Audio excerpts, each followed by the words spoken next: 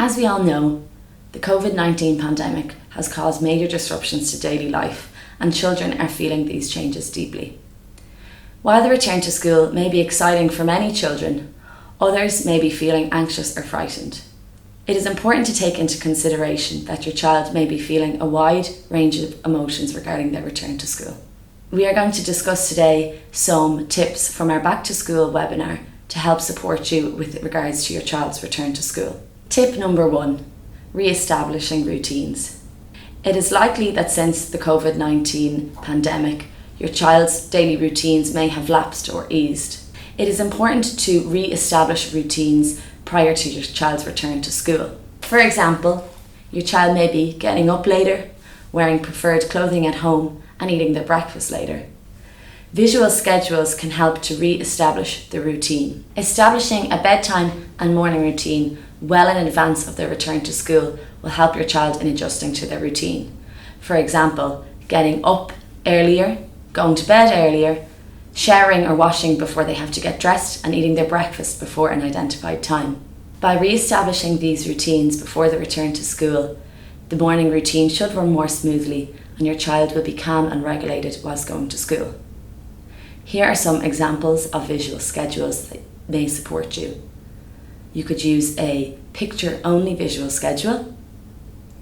You could use a visual schedule with pictures and words, or you could use a visual schedule that just includes words. And it may be helpful to include a checklist so your child can tick off each item as they've completed them. Tip number 2, homeschool communication. Communication between home and school staff is vital for a child's successful transition to school. Communication between student, parent and teachers will be crucial in ensuring a successful transition back to school. There is much evidence that shows that positive communication between parents and teachers is vital for a child's schooling. As your role as a parent, it's vital that you are also involved in their schooling, as you are one of their greatest teachers and role models. School staff could gather information from family in order to gain a picture of how the child has coped at home during this time. For example, they could find out any sensory difficulties that have occurred, any differences in the child's presentation, any difficulties that they have found with homework or adjusting to the new routine. All of this information could be vital for the child's return to school. Information can be shared regarding strategies between parents and teachers. Motivators and interests that your child is interested in could also prove effective and useful for the child's return to school and this different environment. Communication passports are a good idea for your child to use. Perhaps a parent could complete this at home, and this could contain all of the vital information that your child needs and for the teachers to be aware of for your child's return to school. Once back at school, a homeschool communication diary will be useful and beneficial to monitor your child's performance and how they are coping at school following this transition. Any strategies or approaches can be implemented in accordance to this. Tip number 3, supporting socialisation. It's important to remember that it's been a long time since children have socialised with age-matched peers.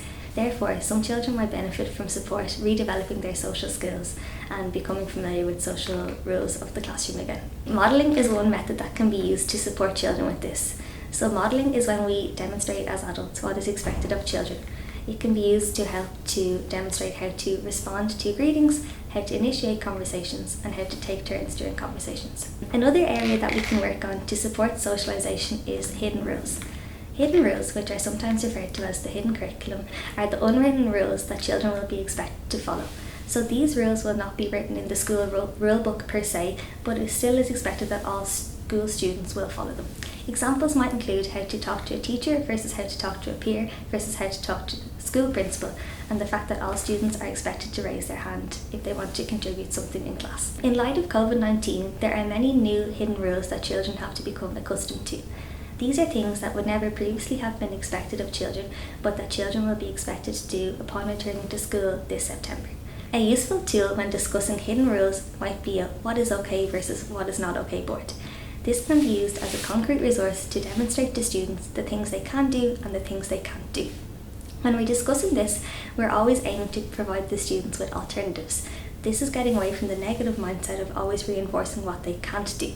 So instead we're providing alternatives. For example, you can no longer hug your friend, but you can give them a big wave and a big smile.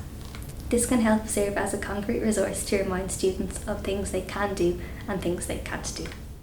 It may be necessary to be flexible regarding planned activities, to allow your child to have some time and space in order to feel a sense of safety and security, as this may be overwhelming for them. As many students are likely to feel anxious upon their return to school, it is important to foster a sense of well-being and security within the family home. Some ideas or relaxation techniques that your child could implement include yoga, creating a calm space within your family home, or simply some breathing exercise or relaxation tips. Making a calm kit, also called a stress kit, is also recommended. This would be based on your child's interests.